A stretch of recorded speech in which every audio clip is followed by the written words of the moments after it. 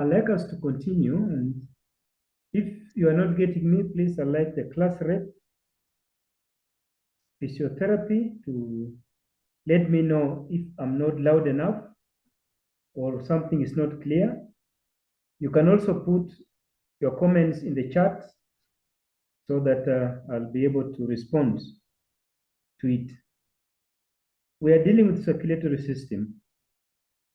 And if you remember, we talked about all the systems of the body being interdependent. Circulatory system will not be able to work without the nervous system, neither will it work without part of the respiratory system, because you need oxygen to the heart and the blood vessels. Neither will it work without lymphatic system for lymphatic drainage. So all the systems are somehow interdependent. Even the endocrine system also affects circulatory system. And as we talked earlier, we talked about the link between the course we are doing now, circulatory system, and what you did under the cell biology. We talked about tissues, we talked about cells, and in tissues, specifically, we talked about connective tissue, various types of connective tissue, proper, which is loose connective tissue, or dense connective tissue. We are again going to revisit this as we apply the same to circulatory system. We also talked about muscle tissue, in which we classified muscle into striated and non-striated, where in striated we have skeletal muscle and cardiac muscle, and the non-striated we have the smooth muscle. In the case of the circulatory system, we have both cardiac muscle and smooth muscle, and we are going to see where they are and their role in circulation. The purpose of the circulatory system is, one, to move blood to the various tissues of the body, including moving blood to the lungs, and then after oxygenation, moving it to the tissues of the body. It's also important in receiving blood from various parts of the body, including the digestive system, where we are receiving nutrients and the heart distributes them to all the parts of the body. Circulatory system distributes them to all the parts of the body. We also know that metabolism takes place at the cellular level, in specifically some organs, more so in the liver. And during the metabolic processes, we have generation of energy, generation of heat. That heat is distributed by the circulatory system throughout the body. Circulatory system, also specifically the blood vessels, will be important in transport within the blood of gases, nutrients, and metabolites. I'd like those who have not muted their microphones, please, to do so.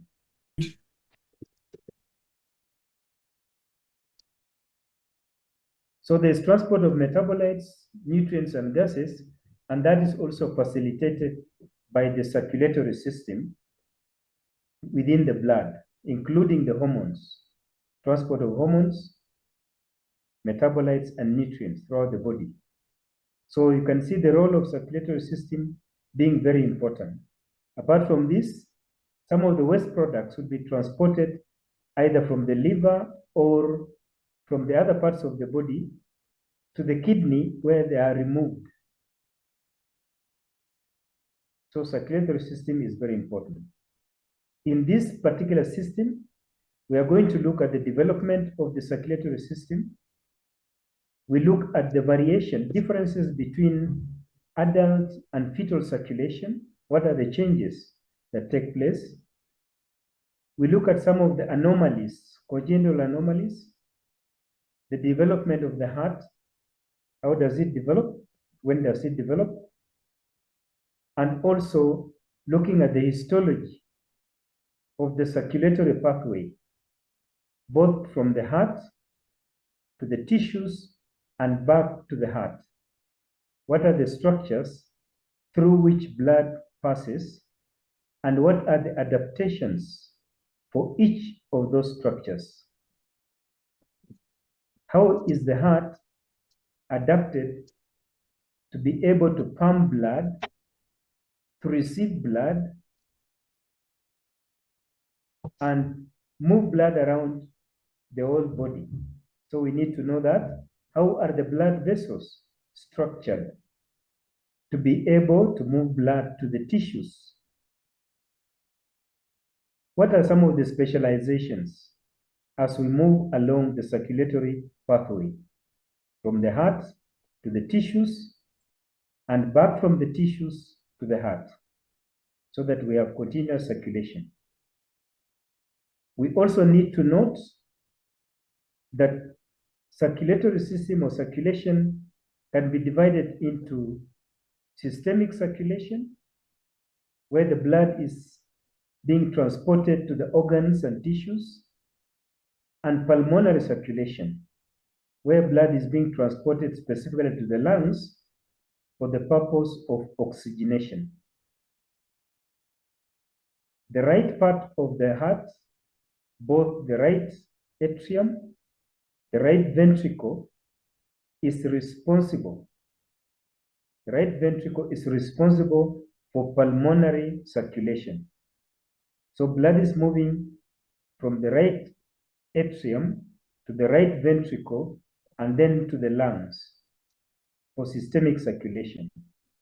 Then from the pulmonary artery, blood is returning to the left part of the heart, specifically the left atrium. And then from the left atrium to the left ventricle, and that is being pumped now through the aorta and the pulmonary arteries, through the aorta to the rest of the body. Because of that, we therefore refer to the left part of the heart as being responsible for systemic circulation. In which case, you can look at the system as comprising of two pumps in a series. Two pumps in a series. From the right atrium to the right ventricle, that is the first pump. And then from the right ventricle, blood flows through the pulmonary artery to the lungs. After oxygenation, it returns by pulmonary vein back to the left atrium and then the left ventricle. So the left atrium and the left ventricle constitutes the second pump. These two pumps are separated by pulmonary artery and pulmonary vein, which are intervened by the lungs, specifically for oxygenation. In looking at this, we can therefore be able to understand that from the right part, blood is going to the lungs, so there is less resistance compared to when it's going to the rest of the body. The left part of the heart is pumping blood to the entire body systems, right from the toe to the brain, the head region. And therefore, there's a very big blood bed that blood is going to, circular bed. Therefore, the structure of the left part of the heart and the right part of the heart are slightly different. And we are going to look at some of the variations as we look along. The atrium, both right and left atria, also receive blood. The right atrium receiving blood from the rest of the body, including the heart, whereas the left atrium is receiving blood from the lungs. Because of that, their structure will also have some variations. So we'll be looking at those variations. Now, just before we do that, I'd like us to first revisit fetal circulation and their features. What is unique about the fetal circulation? The fetus is receiving nutrients and also receiving gases from the maternal circulation. It's also getting rid of waste product through maternal circulation. Therefore, the fetal circulation is rudimentarily developed, and we have some specific features which pertain to fetal circulation that are different in adult circulation. The fetus receives oxygenated blood from the placenta. It receives oxygenated blood from the placenta. So the lung at that stage is not developed for oxygenation because the baby cannot breathe in gases. And therefore, the lung blood vessels are not dilated. They are not dilated, not very well developed. So most of the blood from the heart does not have to flow directly to the lungs. So we have to bypass the lungs. Two systems in which we bypass the lungs. One is through direct connection between the right atrium to the left atrium. This is through what we refer to as foramen ovale.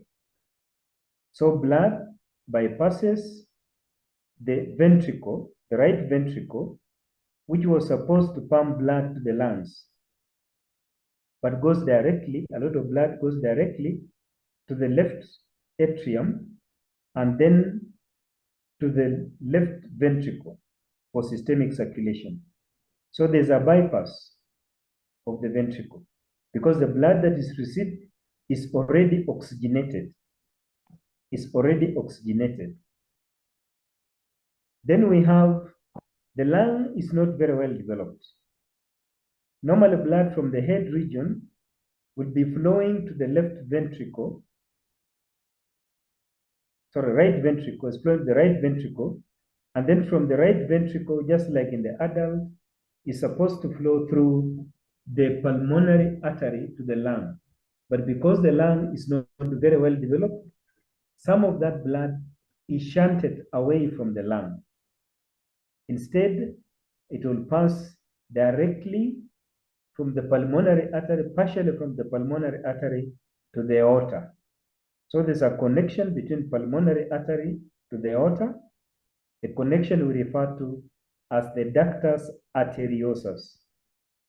Ductus arteriosus.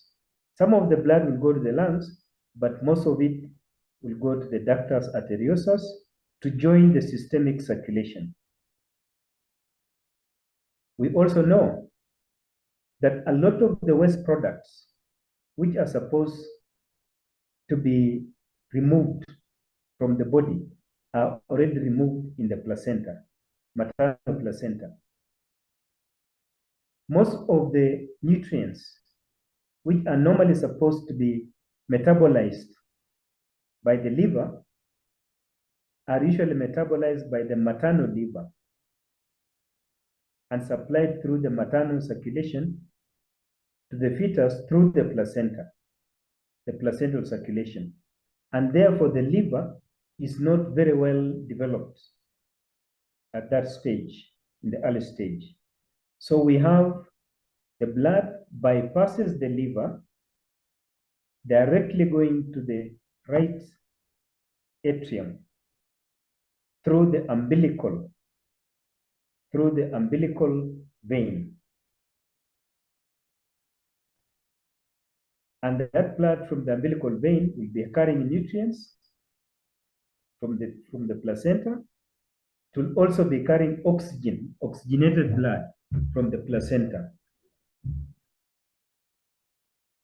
Therefore, the bypass of the liver is through what we refer to as ductus venosus.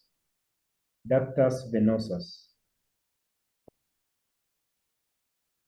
The other aspect we need to remember is that at the very early stage, the brain develops very, very fast in the fetus, very fast. It requires a lot of oxygen compared to a lot of other tissues. So some of the blood is shunted to the brain. More blood is being shunted to the brain to supply nutrients and gases to this fast developing brain. Therefore, we have a narrowing part which shunts the blood, and that we refer to as the aortic isthmus. Aortic isthmus. So that shunts blood to the brain. More blood goes to the brain compared to the other tissues which are still developing. That's at a very early stage.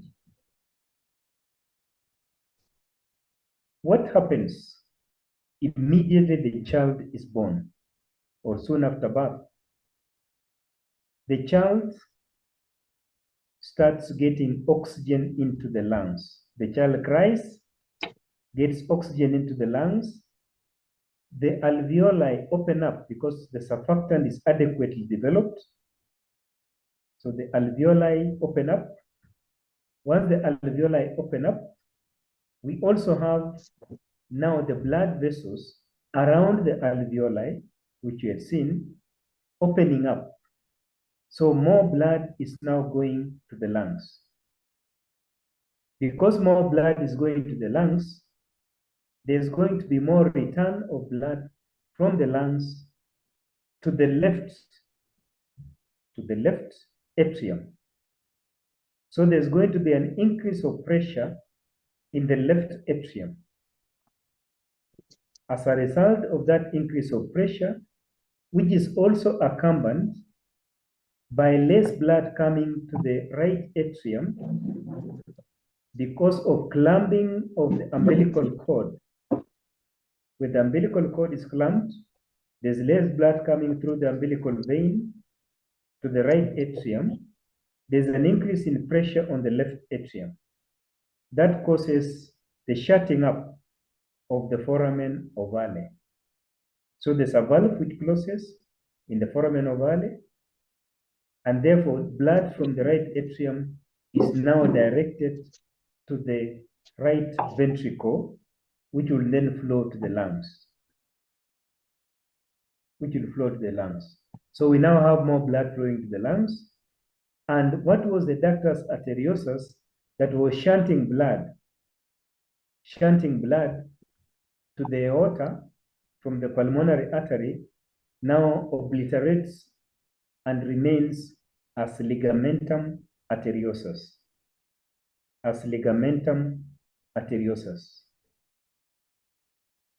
During this stage, we also have some digestive system operating. We have the fetus taking in nutrients that are being absorbed in the digestive tract. They are being taken to the liver for metabolism. And as they are being taken to the liver for metabolism, the blood vessels in the liver, the sinusoidal capillaries, open up so that more blood can now flow to the liver cells for metabolism.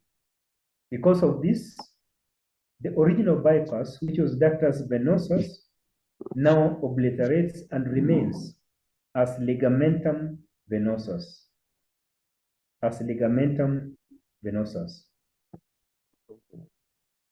So those are the changes that take place immediately or soon after birth. Some of these ligaments develop over time, the foramen ovale also closes, the valve closes and completely fuses over time. And the immediate changes are because of the changes of pressure between the right and the left atrium. So we now look at these are the changes we talked about. These are the structures that we have as adaptations. And these are what happens, the fate of these adaptations. Sometimes we might have the foramen ovale does not completely close up. So we have patterned foramen ovale, in which case blood will be mixing. Blood from the right atrium, part of it will be going to the left atrium. And if the foramen ovale does not close completely, the baby usually becomes cyanotic. Blue baby becomes cyanotic because the blood is not adequately oxygenated. The aortic isthmus sometimes will cause constriction. So we have what you call coarctation of the aorta. It can be postductal or preductal coarctation. We'll be looking at that. So these are the fetal features of fetal circulation that are important in relation to the fetal heart. So let's now look at how does this heart develop. But before we look at the development of this heart, let's just review our gross anatomy of the heart. The heart is divided into 4 chambers. We have the 2 atria and the 2 ventricles. I know in your high school you might have called the atria some auricle. Auricles are only a very small part of the atrium that are earlobe-like. Otherwise, the rest is called the atria. So we have the right atrium and 2 ventricles. The right ventricle, the left ventricle. In between the ventricles, we have atrioventricular valves that regulate blood flow from the atria to the ventricles. On the right, we have the tricuspid valve between the right atrium and the right ventricle. Tricuspid means it has 3 cusps. 3 cusps. Then on the left, we have tricuspid valve, also called bicuspid valve, also called mitral valve. It has 2 cusps. Each of those cusps is attached to the wall of the heart in the ventricle by some strong tendon-like structures we refer to as the chorda tendini. These chorda tendini attach to a projection of the cardiac muscle into the lumen of the ventricles. That muscular projection we refer to as the papillary muscle. Papillary muscle. So on the left, we have 2 papillary muscles. On the right, we have 3 papillary muscles. 2 papillary muscles on the left, 3 papillary muscles on the right that attach the valves. And this is to stop avulsion of the valves and regurgitation of blood. So we have a chorda tendini, a tendon-like structure. We'll be looking at the structure of this. From the ventricles, the blood passes the pulmonary artery and the aorta. And to prevent backflow of blood, we have both aortic valve, and pulmonary valves. All these structures, the aortic valve and pulmonary valve, the tricuspid valve and bicuspid valve, are in what we refer to as the valve plane. They're almost at the same level. at the valve plane. And I'll be using that term to describe the development. Apart from this, the muscular wall projects into the lumen. It projects into the lumen as muscular pillar-like structures, muscular cords. Within the atria, we refer to this as musculi pectinati. Musculi pectinati, both right and left atrium. And then within the ventricles, we refer to this as trabecular carne. Trabecular carne. These are muscular projections into the lumen that form cord-like structures. In between these muscular projections, we have some narrow spaces. The role of this muscular projection, apart from, of course, having an increase in muscle, is also important in mixing up of blood.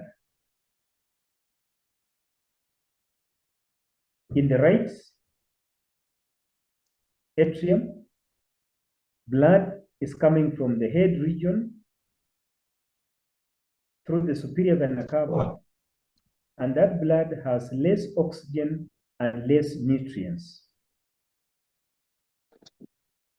Blood is also being received from the inferior vena cava, and it is having less oxygen and more nutrients, because most of the nutrients are coming from the digestive tract through the portal system to the liver, and then to the heart through the inferior vena cava. And therefore, this blood is mixed up before it goes to the liver, it goes to the lungs. After oxygenation, we also have different parts of the lung will not have uniform oxygenation of blood. And therefore, blood returning to the left atrium and the left ventricle will also be mixed up before being distributed throughout the body. So we have to look at those features in terms of histology. We also noted, when we were looking at the histology of the circulatory system, histology of muscle tissue, that physiologically cardiac muscle is involuntary. It contracts, there's rhythmic contraction. So we'll be looking at what are these structures that are responsible for this rhythmic contraction. And how do they relate to the autonomic nervous system, to the nerve supply? And where are they? Within the wall of the heart. So we'll be looking at that as the conducting system of the heart. So before that, let's now look at the developing heart. The heart develops from mesoderm, specifically the splanchnic mesoderm. If you remember from your 3 germ layers, we have the mesoderm dividing into paraaxial mesoderm that forms the vertebra.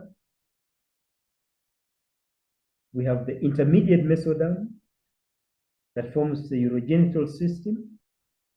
And we have the lateral plate mesoderm splitting into the splanchnic part and the somatic part. Splanchnic part and the somatic part. In between the two, we have some space, which we had referred to previously as the coelomic cavity. And if you remember, when you're talking about the development of the respiratory system, we talked about pluripericardial fold. And that pluripericardial fold eventually separates the pleural cavity from the pericardial cavity.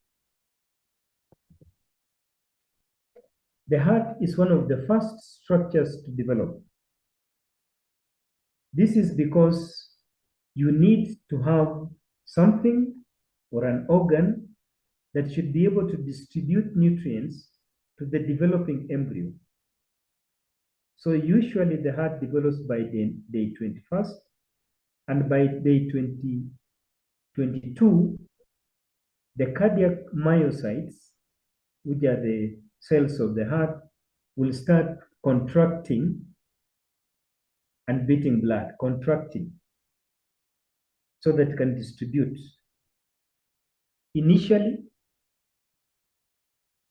the tissues of the body were receiving nutrients directly from this yolk sac.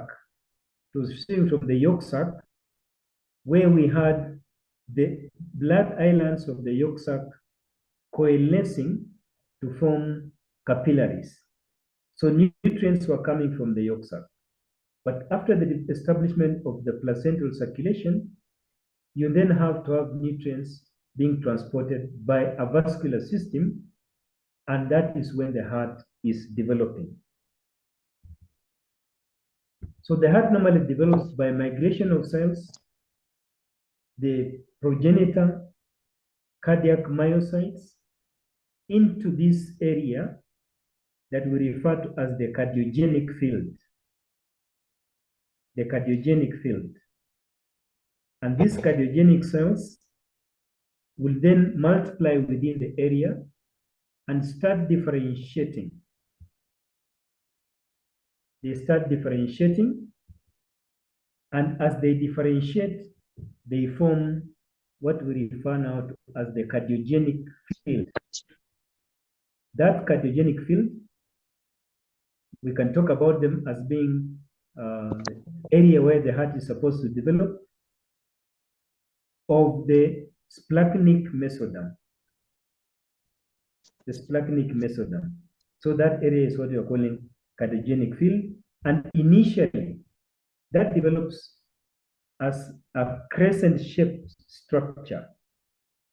Crescent-shaped structure in front of the developing brain. Crescent-shaped structure in front of the developing brain. So as the brain develops, it then, and also as the folding of the embryo occurs, both craniocaudal folding, it brings both the cardiogenic field that's forming the heart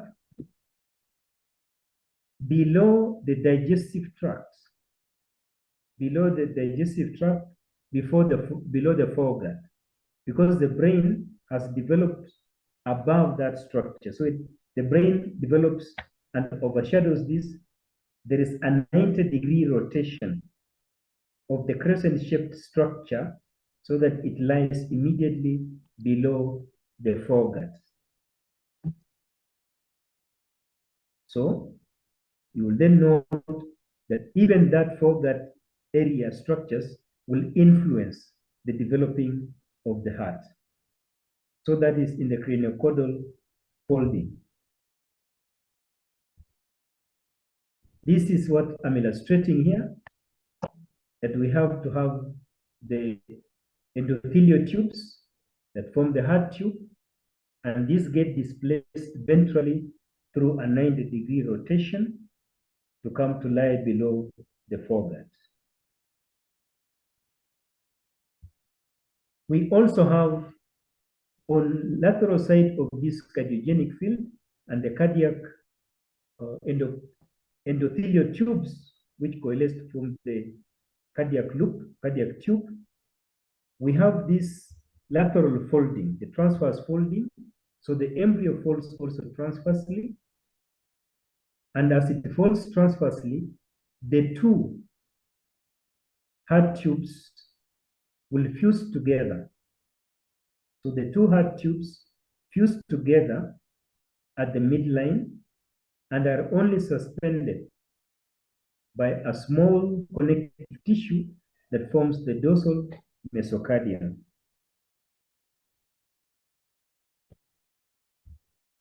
And remember This is all happening within the coelomic cavity. This is the parietal pleuron. This is the somatic part of the lateral page mesoderm.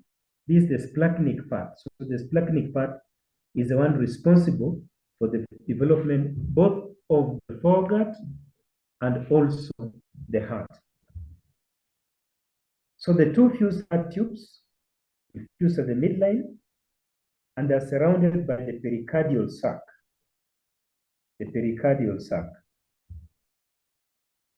So we have a heart tube with a pericardial sac, and the heart tube is attached at 2 points, close to the outflow tract and the inflow tract.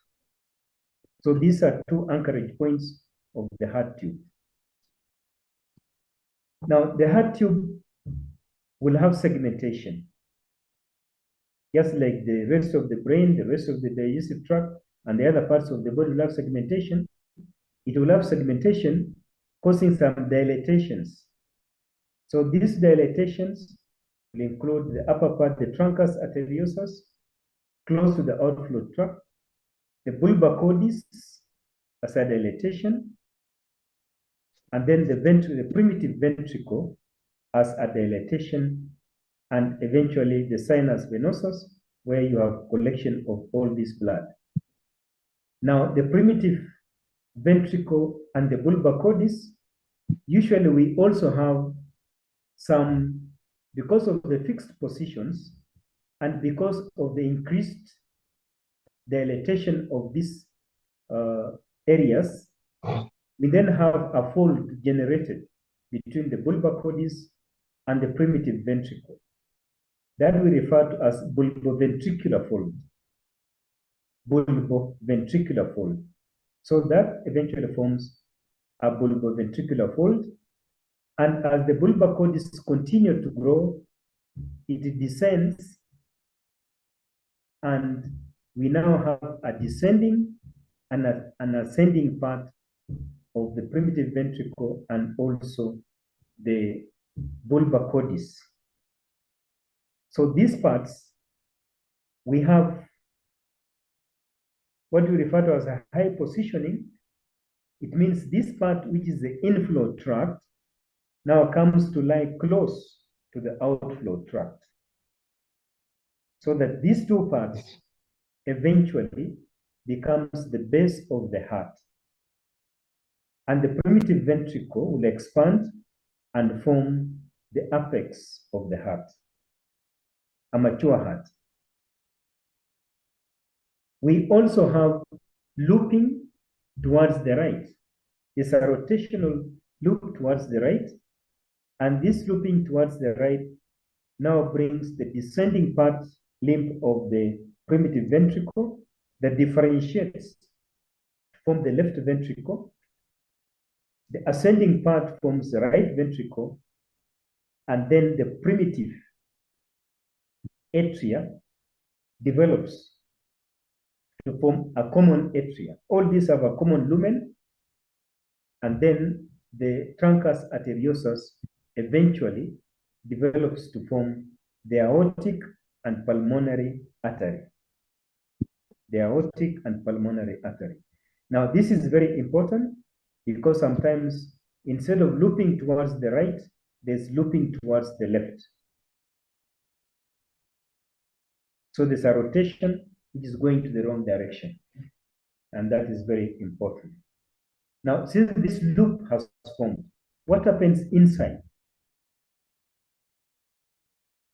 We need to note here that we have the inflow tract. The inflow tract receives blood from three sources. It receives blood from the umbilical vein, from the placenta. It receives blood from the vitelline vein. Vitelline vein is from the yolk sac. Vitelline vein is from the yolk sac, and later on it is from the digestive tract, digestive system. And then it receives blood also from the cardinal vein. which drains the rest of the body. So that is the blood that comes to the inflow tract at the sinus venosus.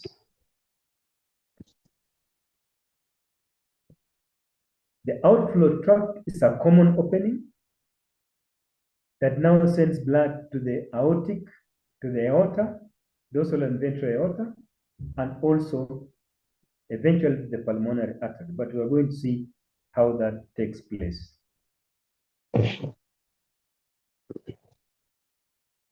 We have the sinus venosus. And if you remember here, sinus venosus is where all the blood drains into. It receives blood from the three sources we have talked about.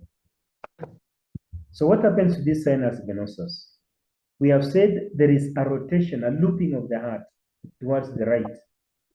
As a result of this looping towards the right, there's a shifting of the inflow tract to the right. The shifting of inflow tract to the right.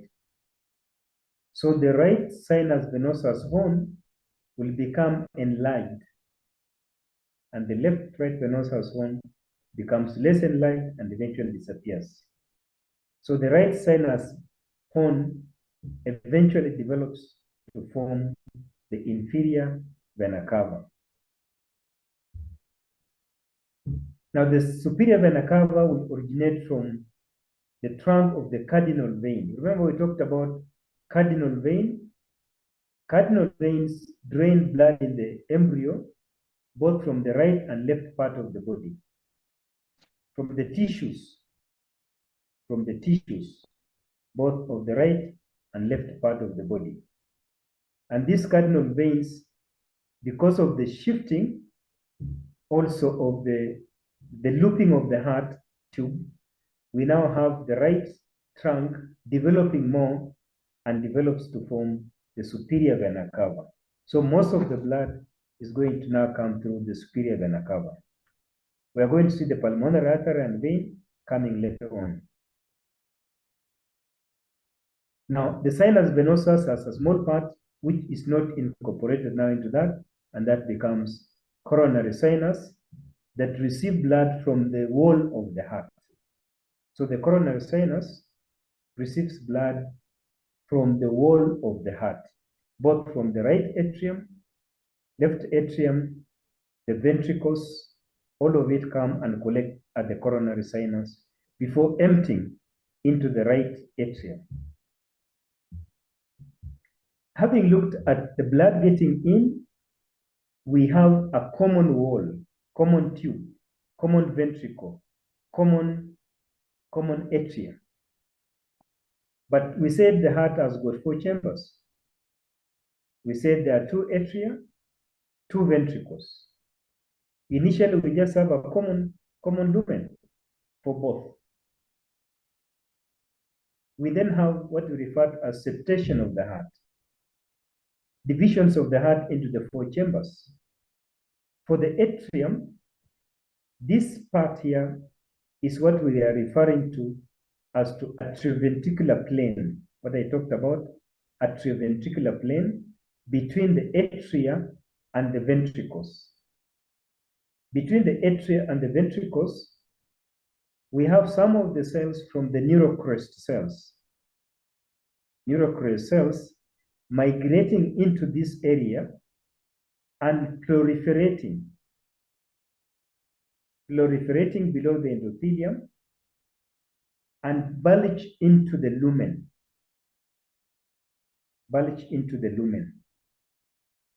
So these cells then constitute what would now divide the atria and the ventricles, but we're going to look at that later on.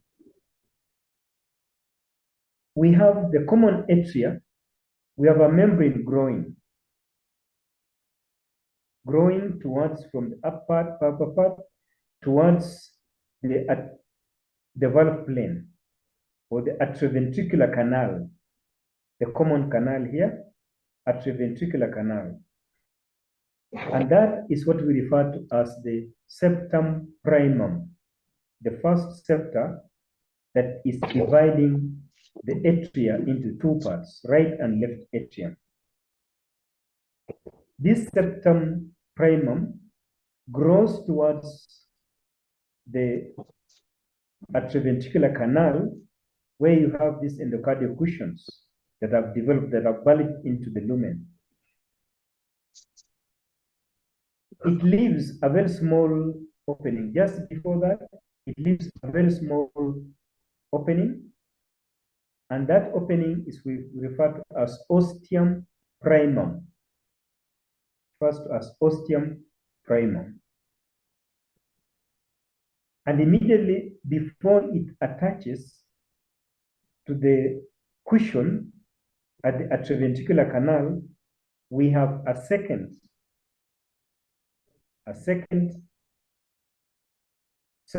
septum, which we refer to as the septum secundum. A second septum developing, septum secundum, which grows towards the atrioventricular canal. But like we said, just before the septum primum reaches atrioventricular canal, there is hallowing of blood in the upper part of the septum primum. And that hallowing will have created ostium primum.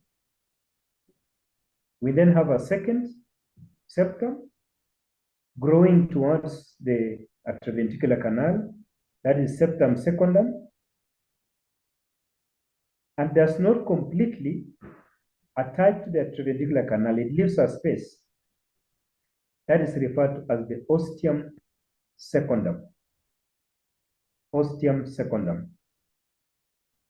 But we had the hallowing of the ostium primum, and therefore there's a creation of a hole between the right atrium and the right atrium. This creation of the hole is what we refer to as foramen ovale.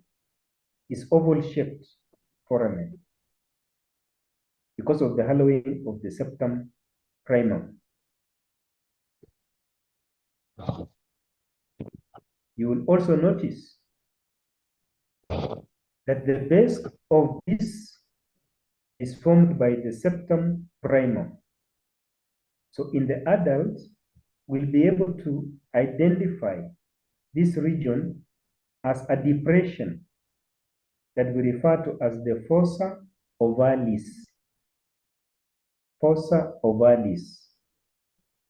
And this fossa ovalis represents where the opening of the foramen ovale was. And the floor of the fossa ovalis is formed by the septum primum. Septum primum. We also have another valve, the septum spurium, that eventually forms part of the valve of the vena cava. But forget about that for now. Just remember we have a septum primum, septum secundum, dividing the atria into two parts, the right atrium and the left atrium, but leaving a common opening through which blood passes from the right to the left, bypassing the ventricle. We then have this common area here. There is rapid growth of these neurocrest cells, pushing the endocardium into the lumen. So that almost obliterates the whole of this area. But because blood is moving in, it causes some hallowing of the connective tissue of the both endocardium and the connective tissue in this area, forming some sort of perforations. This hallowing then creates what you refer to as the valves, the tricuspid valve and the bicuspid valve. Is created by the hallowing of the blood as it moves through the common atrium and the ventricle. So we have this completely closed. eventually the ostium secundum, ostium primum, and then the atrioventricular canal being separated into right and left. And then on the right, you have the development of the tricuspid valve. On the left, you have development of the bicuspid valve. So that is how the atria is divided into right and left atrium. What can go wrong? Sometimes the septum primum does not completely reach this part here. So it leaves a big hole. So we refer to that as ostium primum defect. Or the secundum does not also reach in this position. So we refer to that as ostium secundum defect. But very commonly, we normally have the foramen ovale being open, and therefore we have a patent foramen ovale as a defect. What about the ventricles? What happens in the ventricles?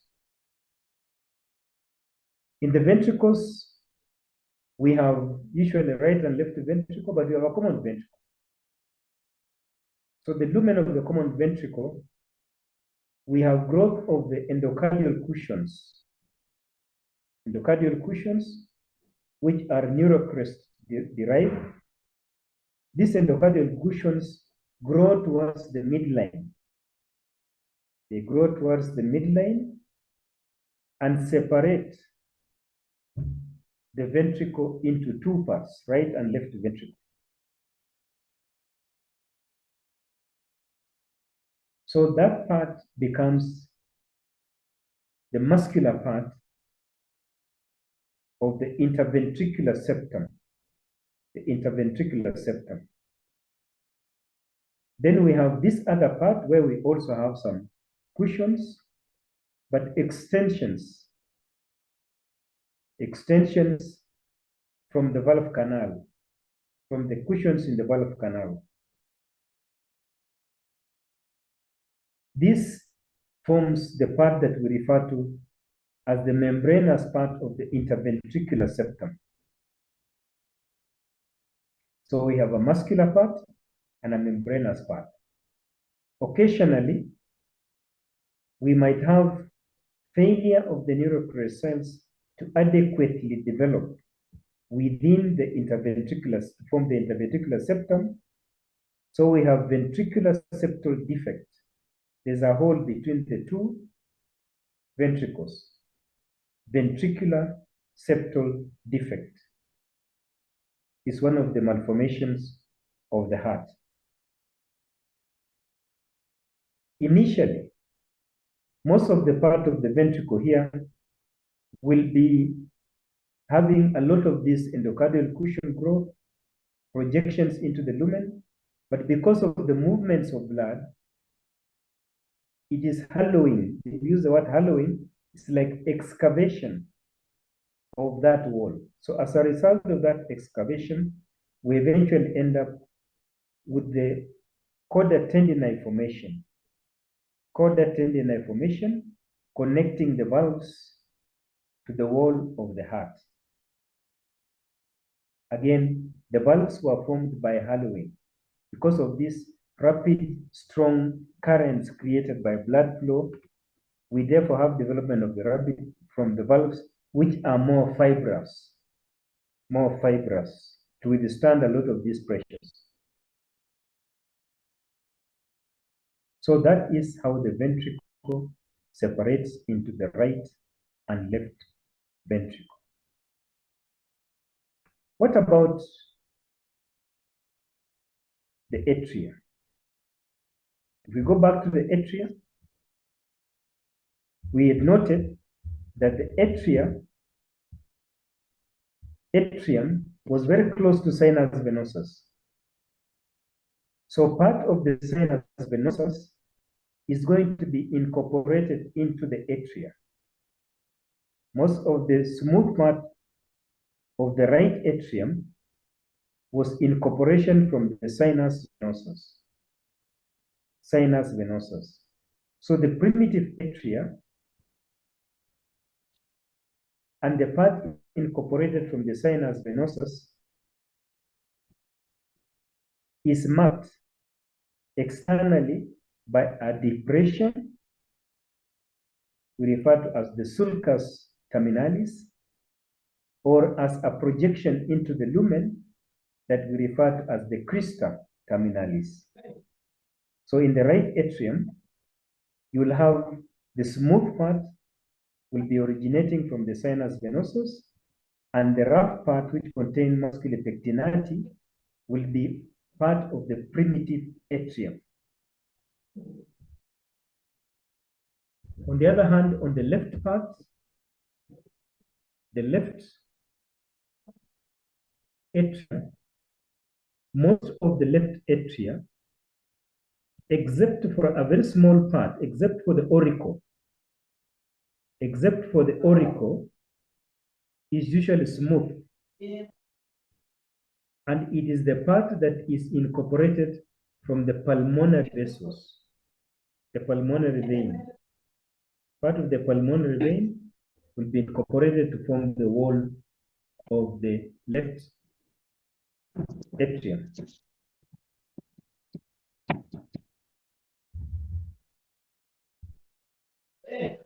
What about the outflow tract? We have the outflow tract, which is truncus arteriosus. The outflow tract, if you remember, is going to be connected to the aortic arches. We have the aorta, the aortic arches. It's also going to the pulmonary artery. So the outflow tract is a common tubular structure, and we have some cushions, neurocrest cells developing within the wall, forming a septa that grows towards the lumen. This growth of the neurocrest cells forms a complete septa, separating the outflow tract into the aorta and the pulmonary artery. Aorta and pulmonary artery. During this development, we have some rotation, some spiraling of the common truncus arteriosus, and this rotation eventually leads to the part that developed to form the aorta, originating directly from the left ventricle. And the other part that is pulmonary is from the right ventricle. There is spiraling. So we have a aorticopulmonary membrane, that separates the primitive aorta and the pulmonary artery from what was commonly the truncus arteriosus. Occasionally, we might have incomplete spiraling. When we have incomplete spiraling, the aorta might be positioned such that it lies directly above the right atrium, or struts and the right ventricle, or struts between the right ventricle and the left ventricle. So when you have it strutting between the right ventricle and the right ventricle and left ventricle, we call that some overriding aorta, overriding between the two. We'll be looking at that as a malformation and its consequences. So that is the development of the truncus arteriosus. The rest of the blood of the cranial region will be originating from the aortic arches, which we'll be looking at later. So this is to illustrate the spiraling effect of the aorticopulmonary membrane that eventually forms the septa, dividing the truncus into the two parts. So from this position, eventually we have almost 90-degree rotation.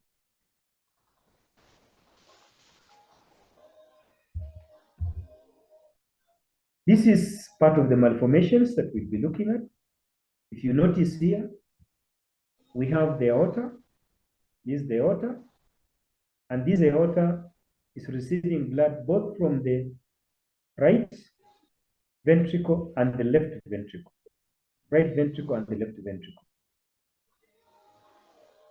So we have an overriding aorta straddling between the two. What effect does this have? What effect does an overriding aorta have? Under normal circumstances, the aorta receives blood from the left ventricle. Under normal circumstances, it receives blood from the left ventricle that is oxygenated. But now it's receiving blood from the right ventricle and the left ventricle.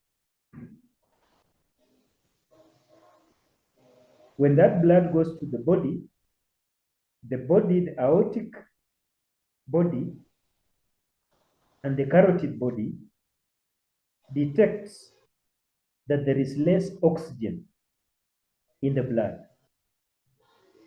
There is less oxygen in the blood. So the tendency will be now to force the right part of the heart to pump more blood to the lungs, supposedly to the lungs. But like you can see, the blood is not going to the lungs. So it keeps on overworking to try to get as much blood or as little blood as possible to the lungs. And therefore, we have a hypertrophy of the right ventricle. It becomes enlarged. But what effect is that having also? Because a lot of blood is being forced, also trying to be forced through the pulmonary artery, we have the narrowing of the pulmonary artery. The pulmonary artery is supposed to be coming from the right, but this narrowing because of more blood being forced through. As a result of this narrowing, we have narrowing of the pulmonary artery. So we have the condition we refer to as stenosis. So we have a condition combining ventricular septal defect, hypertrophy of the right atrium, overriding aorta. We have also the patent foramen ovale. All those constitute what you refer to as tetralogy of Fallot. Tetralogy of Fallot. There are 4 conditions.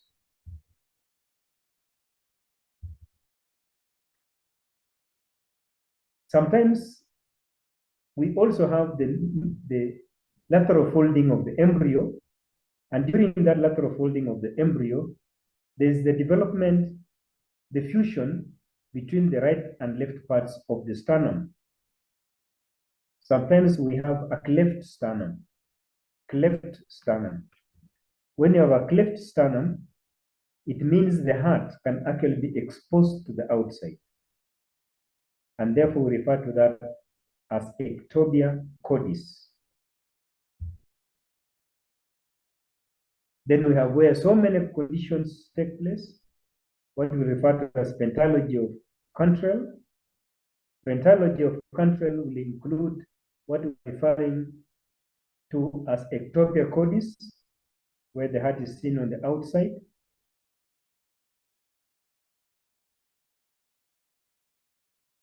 We have patent foramen ovale, hypertrophy of the right atrium, and so on. Tetralogy of Fallot and ectopia cordis could be included in what we are calling pathology of control. So those are some of the congenital malformations that we have. Just a picture to show the developing heart and what constitutes the pathology of control. This is a picture showing the developing heart. That's about development. If there's any question, put your questions in the chat. I'll spend 1 minute or two answering them if you have not understood any parts that we've talked about.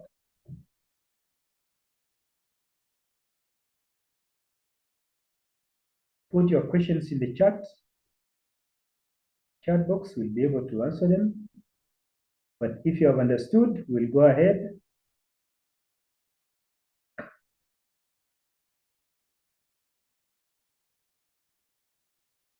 Fine.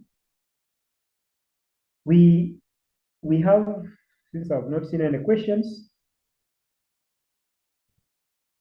we have the heart being covered by a very strong membrane, what we call the pericardium.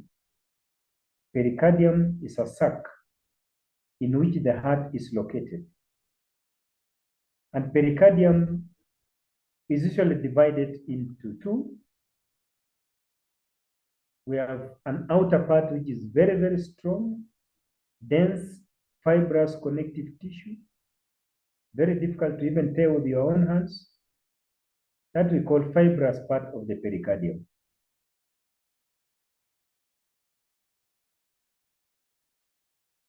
Then we have the inner part of the fibrous part of the pericardium,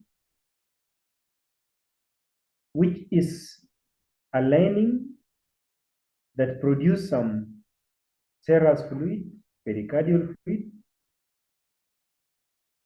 and therefore we refer to that as serous part of pericardium. We have two parts of the serous pericardium. We have the part that lines the fibrous pericardium, which we refer to as the parietal part of serous pericardium. We have the part that lines the heart, inseparable from the outer part of the heart, and that we refer to as the visceral part of the pericardium. Visceral part of the pericardium. In between these two, we have a pericardial space. Pericardial space, which contains some fluids that we refer to as pericardial fluid, a serous fluid. This fluid is serous. It's important in lubrication so that the heart can freely expand during contractions without any friction or attachment. The fibrous pericardium, being a very tough fibrous connective tissue, has an important role in providing for the anchorage of the heart to the thoracic wall through some ligaments. We have anchorage to the sternum, sternopericardial ligament. We have anchorage to the vertebra. We have anchorage to the diaphragm. So the heart is anchored to this fibrous part of the pericardium, so it doesn't move up and down. Doesn't get displaced when the lungs move.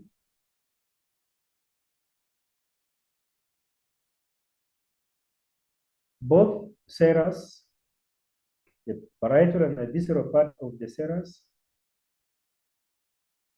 are continuous, or they meet together and fuse where the great vessels leave the heart.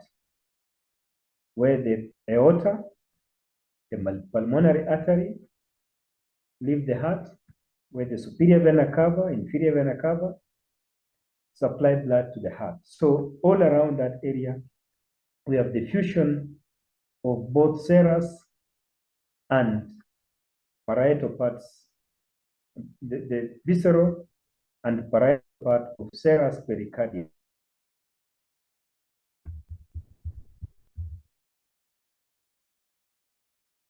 The fibrous pericardium is also important in stopping over expansion of the heart. Suppose we have too much blood getting into the heart, there'll be too much of expansion, and that can damage the heart.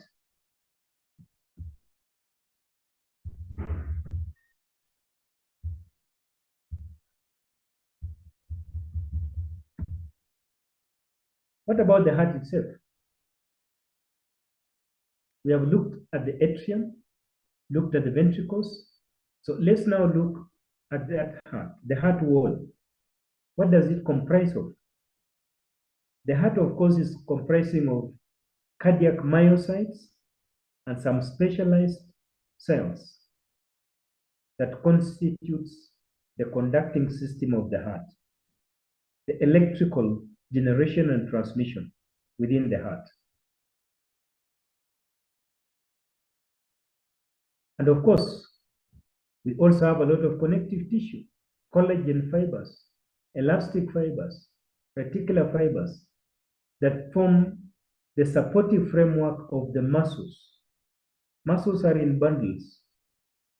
So we have epimysium, endomysium, perimysium that we've been looking at in the case of the coverings of the muscle. We might not have a perimysium here, epimysium, but you have perimysium and endomysium that cover different bundles of muscle. This also, the connective tissue, also supports the blood vessels and the nerves and the lymphatics that supply the heart.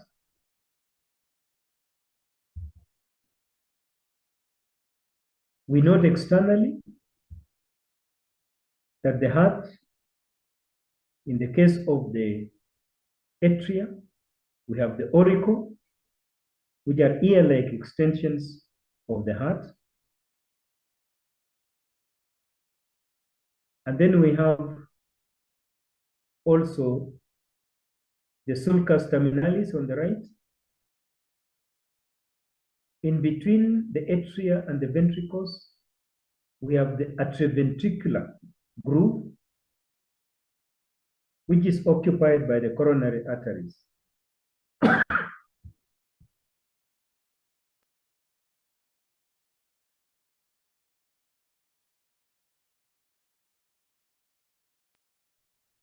And then internally, the heart, of course, is divided into chambers, which we have talked about, right and left. And also, we have the muscular projection into the lumen that we call trabecular carne and the coda tendini.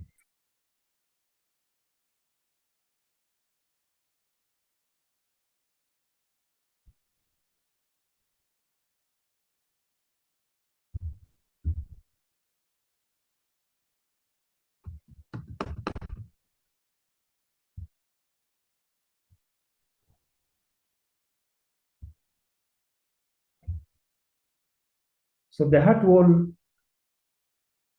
consists of the cardiac skeleton. We look at the cardiac skeleton, the muscle, and the conducting system of the heart. So what are these conducting system of the heart? And also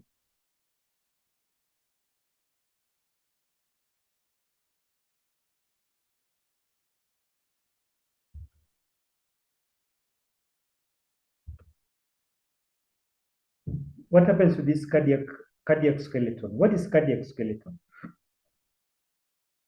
Cardiac skeleton comprises of dense fibrous connective tissue made up of collagen fibers. And the cardiac skeleton plays several roles. It is very important for the anchorage of the muscle, cardiac muscle, attached to the cardiac skeleton. And this cardiac skeleton is usually located around the valve plane, which we talked about earlier. The cardiac skeleton also separates the atria and the ventricles as dense connective tissue. This is what we have here.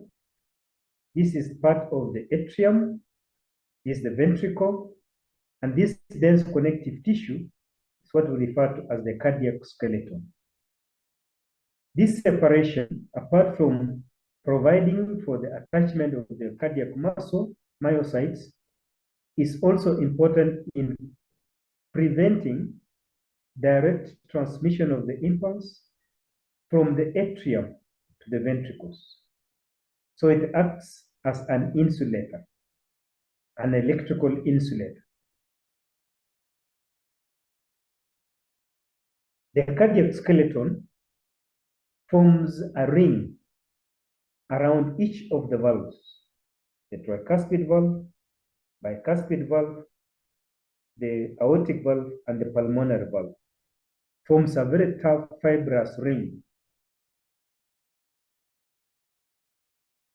This we refer to as the annuli fibrosi. Annuli fibrosi. These tough fibrous rings are very important in preventing expansion of the valves. The valves are attached to this very strong ring. So this prevents the valves expanding at that position, the opening, so that blood can go back to the atria. That is very, very important. It prevents avulsion of the pulse, projection of the valves towards the atrium, and also towards the ventricles in the case of pulmonary and aortic valves. That is the role of the cardiac skeleton. The cardiac skeleton, I've said, comprises of this ring, the annuli fibrosi. The annuli fibrosus we have for the tricuspid valve, bicuspid valve, the aorta and pulmonary artery. We have a combination of this. The aorta is more or less in a central position. So we have extension of this connective tissue, dense connective tissue, that connect the aortic valve, pulmonary valve, and tricuspid valve. Aortic valve, pulmonary valve, and tricuspid valve. This forms a three connections. So that is what we call a trigone. A trigone. Similarly, we have a left trigone and a right trigone, where we have connection from the mitral valve, the pulmonary valve, and also the tricuspid valve. That is the cardiac skeleton. In man, the cardiac skeleton is usually dense fibrous connective tissue, like you can see here. In the chimpanzees, sometimes we have cartilage or bone. This can be cartilaginous or bony. In the oxen or cattle, this is usually bony. So we have a bony cartilage, bony framework to which the muscles of the heart attach. So that is important to understand the role of the cardiac skeleton. Apart from, of course, providing the supportive framework of the heart, the normal framework of the heart, that's very important. Maintenance patency of the atrioventricular valves, that's very important. And we've talked about annulus fibrosi and the trigone. The heart is made up of cardiac muscle or cardiac myocyte. And cardiac myocytes, I think we have done this before. The characteristics are that it is involuntary. That's a physiological characteristic. It is normally Y-shaped because it's branched. And they are connected by intercalated discs. These are the intercalated discs. You can see the intercalated discs here connecting the cardiac myocytes. All these dark structures are intercalated discs. They have a centrally placed nucleus, a single centrally placed nucleus. Occasionally, you might have two nuclei, but most of the time, it is centrally placed nucleus. We have intercalated discs. The cells are attached to each other by intercalated discs. And what's important there is that we have gap junctions. And gap junctions are areas of least electrical resistance where ions can pass through from one cell to the other, and therefore you can have easy transmission of the impulse. Because of the intercalated discs, because the muscles are joined together, they form a network. That network we refer to as a syncytium. So they form a syncytium, and therefore the cardiac muscle contracts as a single unit. The whole muscle contracts because it's like a common sheet. In between the muscle fibers and muscle cells, you have blood vessels, these are blood vessels, and you also have connective tissue. That connective tissue is what you are referring to as the endomysium, and the perimysium, which we have just like what we have in skeletal muscle. The organelles of cardiac muscle are there, very important organelles. We have, if you remember, at the electron microscopy, we had talked about the formation of the diet, sarcoplasmic reticulum, and the transverse tubule usually form a diet. The transverse tubule is very, very wide compared to that of skeletal muscle, very, very wide, acting as a storage of calcium and also very important in the spread of the impulse. Striations, you can observe striations here, so it's striated because of the spatial arrangements of actin and myosin. So sarcoplasmic reticulum, we have talked, not very well developed. Sarcoplasmic reticulum is not very well developed compared to cardiac muscle. But transverse tubules are very, very well developed.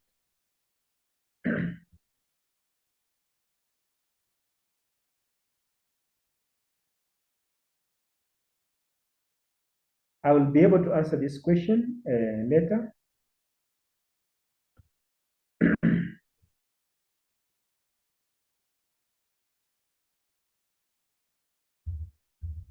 So that is characteristic of cardiac muscle.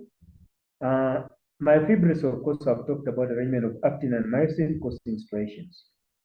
Now for the heart wall, we can look at it from the inside to the outside. And what are the variations of the heart wall? We have right from the inside, we have what we refer to as the endocardium. Endocardium. This is the lumen of the heart, and this part here is the endocardium. The endocardium can further be divided into several layers. We have the inner lining of the endocardium, which we refer to as the endothelium.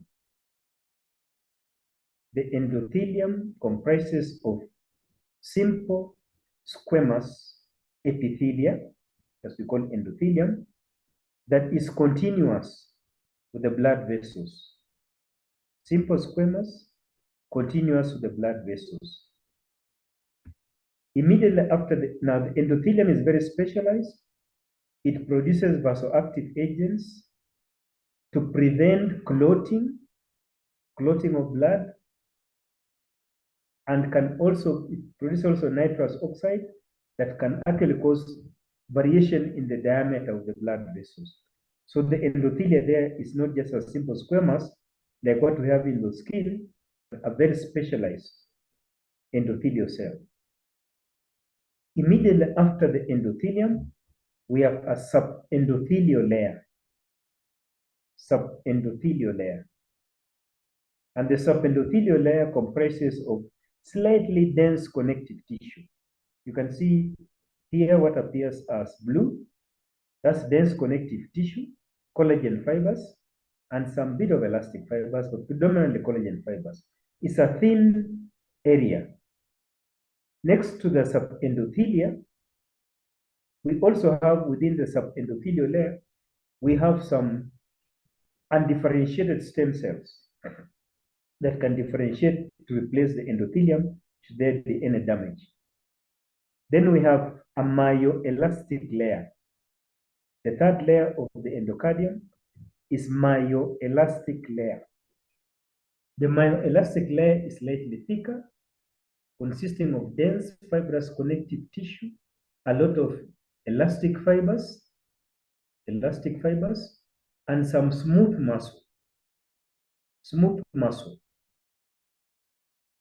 Now, the elastic fibers and smooth muscle are more predominant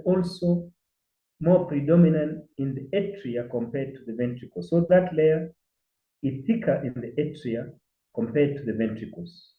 We have more smooth muscle compared to what we have in the ventricles in the myoelastic layer. After the myoelastic layer, we have subendocardial layer. This is the subendocardial layer. And subendocardial layer consists of loose connective tissue, and you can see here it's light stained because of loose connective tissue, but it also contains the conducting system of the Purkinje fibers. So the Purkinje fibers are in the subendocardial layer. Let me repeat. The endocardium, which is the innermost lining of the heart, comprises of endothelium, single layer of flat cells, squamous cells.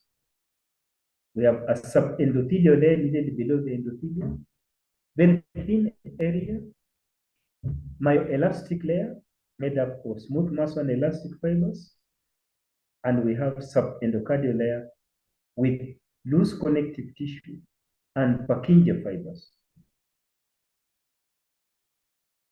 That loose connective tissue and Purkinje fibers is also where we have attachment for the connective tissue of the heart, that is the endomysium and perineum. The next layer that we have is this part of the heart, which is the myocardium. Myocardium comprised of, from the word myo, that means muscle. It comprises of cardiac muscle. And that cardiac muscle is usually arranged in bundles. We have bundles of cardiac muscle, and those bundles are separated by connective tissue. So we have anastomosing bundles are separated by connective tissue, and these bundles attach. They seem to be spirally arranged, extending from the valve plane to the apex of the heart, so that when it contracts, it pulls the apex of the heart towards the atrioventricular plane. So this is where we have the cardiac muscle. Among the cardiac muscle cells, we also have the conducting system, the Purkinje fibers, and blood vessels. You also need to note that the endocardium does not have blood vessels. It receives its nutrients directly from the lumen. Blood vessels are in the subendocardial layer, to supply the subendocardium and the other part here. So most of the endocardium is receiving nutrients and oxygen directly from the lumen. After the myocardium, the outermost layer of the heart is what we refer to as the epicardium. The word epi means upon, so this is upon the myocardium, covering the heart. The epicardium is actually part of the visceral part of serous pericardium. Serous pericardium. So it is covered by a mesothelial layer that constitutes the serous pericardium, serous membrane. So that's what we have in the epicardium. Apart from that, we also have the large blood vessels, the coronary arteries within the epicardium. We have also the nerve ganglia, what we call the intramural ganglia. This is the cell bodies of the ganglia. These ones are occurring in the epicardium. That's what we have as intramural ganglia for the parasympathetic nervous system, specifically the vagus nerve. So that is what we have as the wall of the heart. Projecting from this wall, we have what I talked before as the papillary muscles. Papillary muscles that are for the attachment of chordae tendineae.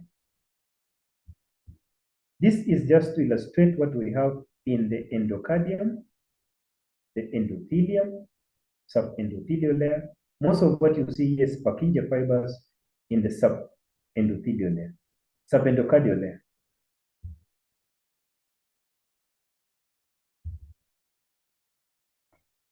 This is our papillary muscle. A chordae tendineae extends from here to the valves. So the papillary muscle is just the same as the cardiac muscle, except the only difference is that the papillary muscle does not have a subendocardial layer. It does not have a subendocardial layer.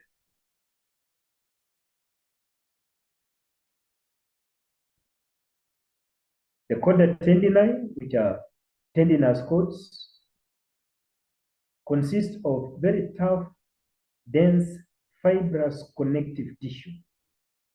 Dense, fibrous connective tissue, specifically collagen fibers, that attach the papillary muscle to the valves. This is a valve. Attach the papillary muscle to the valve, and this dense fibrous connective tissue is surrounded by an endocardium. Surrounded by an endocardium, which does not have the subendocardial layer. So at the core of it is dense fibrous connective tissue. This is the valve. This is the valve. This part here is the atrium. This part is the atrium. This part is the ventricle. This deep staining is the skeleton, cardiac skeleton, to which the valve attaches. In the atrium, in the ventricle, we have these muscular projections that we are referring to as trabecular carne. Trabecular carne. Between these muscular projections, we have space. So when this muscle contracts, it squeezes out the blood within these spaces here, ensuring proper mixing of blood. This is the valve. The valve is covered by an endocardium. It's covered by an endocardium, but the main part of the valve, the core of the valve, comprises of dense fibrous connective tissue. Dense fibrous connective tissue, mainly collagen fibers, and some elastic fibers. Collagen fibers and some elastic fibers.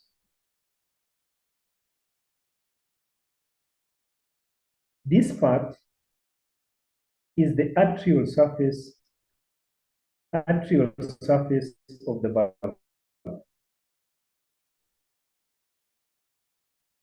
This other part is the ventricular surface. The atrial surface of the valve is smooth. The ventricular surface is rough because the chorda tendini attaches at these parts of the ventricular surface.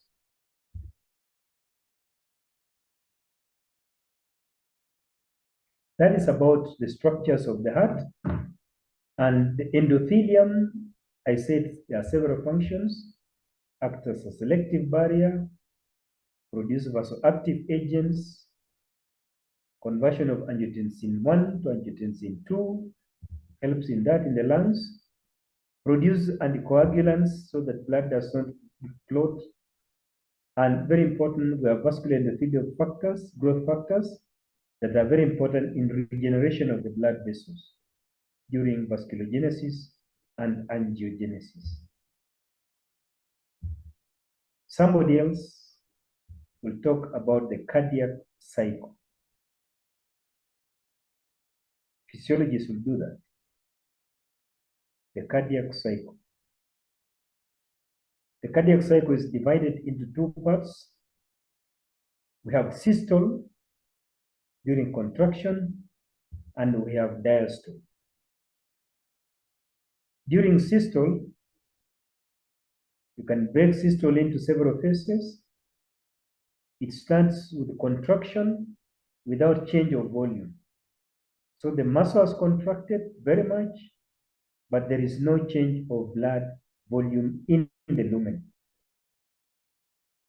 During this stage, all the valves are closed. Then we have very sudden opening of both the mitral valve and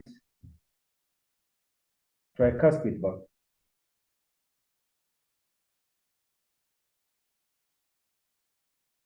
Mitral valve and tricuspid valve. So this is what we have as systole. So blood is moved out, ejection, and then slow ventricular ejection. And then we now go to a resting stage, which is diastole. Diastole. So there's expansion of the heart, contraction of the heart muscle. That's what happens in the cardiac cycle. Let's now mention something about the conducting system of the heart. The conducting system of the heart. What are the components of the conducting system of the heart?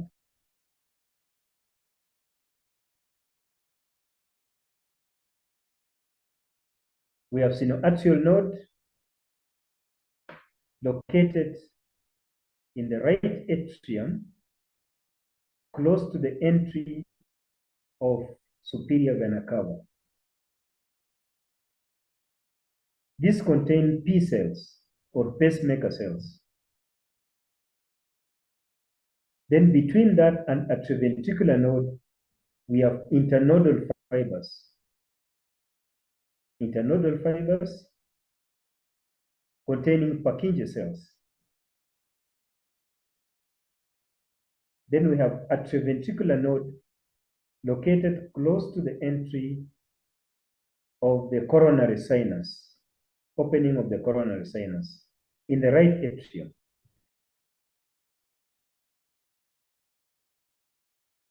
After atrioventricular node, we have the bundle of His. The bundle of His, comprising of mainly Purkinje fibers. Then the bundle of His divides into two parts, a right and left branch. Right and left branch. This projects towards the apex of the heart, and the right branch now again divides before reaching the apex and go directly to the lateral wall of the heart. This we refer to as the moderator band. Moderator band. So what are the cells of the conducting system? There are specialized cardiac myocytes. We have nodal cells or P cells. These are pacemaker cells. A lot of glycogen in the cytoplasm.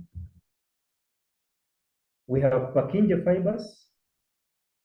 Most of what we have in the subendocardial layer and within the muscle is Purkinje fibers made up of Purkinje cells. They are specialized cardiac myocytes. Purkinje fibers are made up of Purkinje cells. And Purkinje cells have very large specialized cardiac myocytes. They have a centrally placed nucleus, and around the set, close to the nucleus, we have a clear zone. The myofibrils are displaced peripherally towards the outside. The myofibrils are displaced towards the peripheral part. Most of the organelles are at the central part. Cells are arranged side to side, end to end, and are all covered peripherally by a basement membrane. They have gap junctions. They have well-developed gap junctions so that the impulse can be transmitted very fast. There's a lot of glycogen in the cytoplasm. From there, we have transition cells, which have more myofibrils attached to each other by desmosomes and tight junctions, the centrally placed nucleus. So these are transition cells. So from the P cells, we have the Purkinje cells, and then transition cells, which connect, attach now to the cardiac myocytes. They attach to the cardiac myocyte. We'll end there and talk about the blood vessels in another overview. I'll now invite any questions. Put them in the chat. Put your questions and remarks in the chat.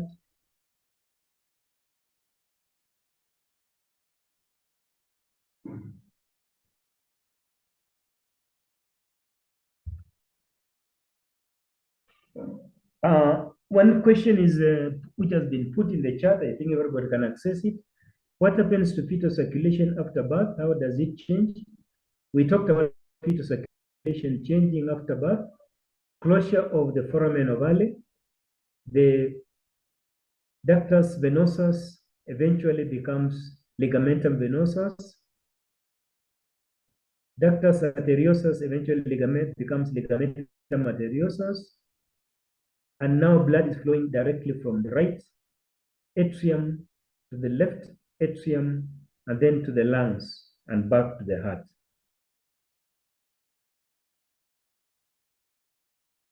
The other comment there by Don Payang, how do we get this course outline so that we know what to study? And when do we go to the library? When do you go to the library is not, I don't think I can be able to answer that. That is personal.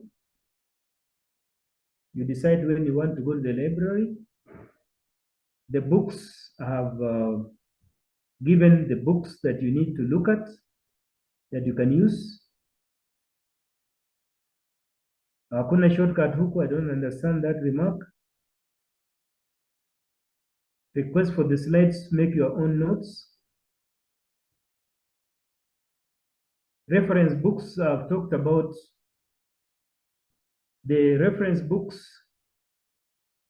We have Basic Histology by Janquera, Atlas of Histology by Doc May, Functional Histology by Witters, any of those. would do.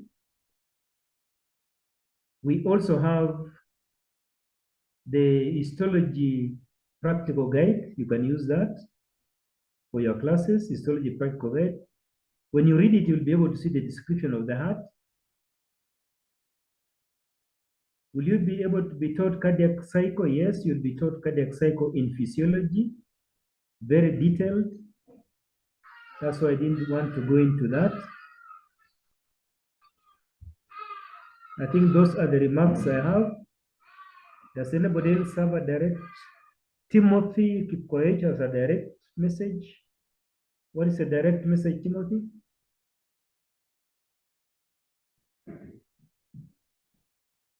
Timothy, are you online? Reference book for embryology. You can use Langman's embryology. Langman's embryology. You can also check Lassen's embryology.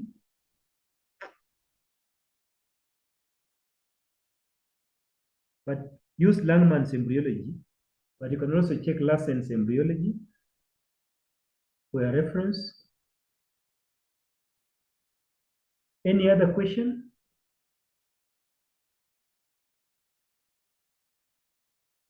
Timothy,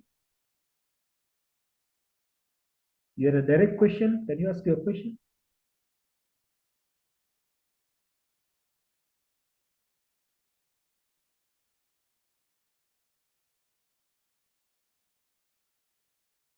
Somebody wants to see me. I'm in the office.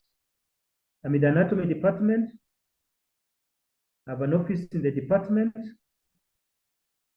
You can come directly to the office if you have any queries. Yes, for the cut, you will have, of course, a cut. After in the second term, you'll have a cut in this course and also digestive system.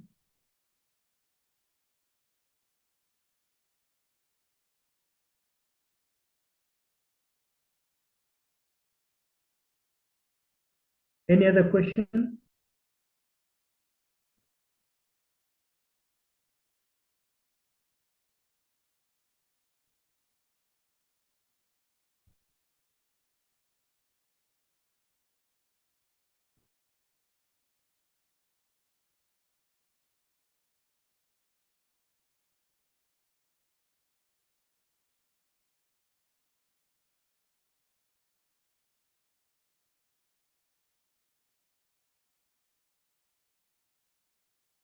Well, looks like Timothy is not asking his question.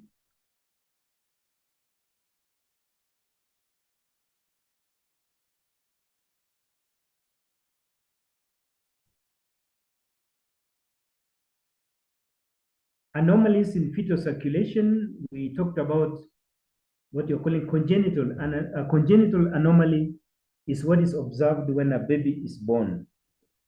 So in this case, the anomalies will have included what you are calling tetralogy of Fallot, You have pentalogy of contrail, ventricular septal defect, pattern foramen ovale. All those are anomalies. What is observed at birth are congenital anomalies.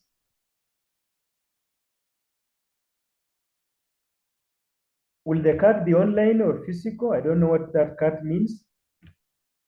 What I know is that the cut with the CAT, which be asked, is supposed to be written examination.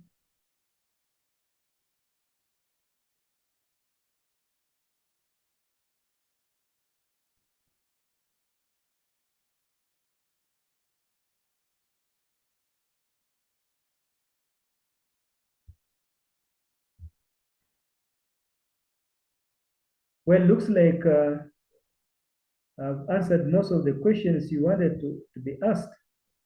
If you have any other query, I will ask that when we have the next class tomorrow, you can be able to raise those questions and be able to answer them. Tomorrow we are going to look at the blood vessels. The blood vessels. starting from the aorta all the way to the capillaries and back to the heart. So we'll have an overview on the blood vessels, and then we'll arrange for a practical on the heart and the blood vessels. So in the absence of any question, another remark, I think we'll stop there till tomorrow. We have an overview tomorrow. I think it's supposed to be at 10 o'clock. So we'll meet tomorrow at 10 o'clock. It will be online unless you can get a very large venue where we can all meet together. But I see there's none, so we'll meet online at 10 o'clock. We'll let you know as early as possible the link which we can use. Thank you very much. Anybody with a personal question, you can come to the department. I'm available.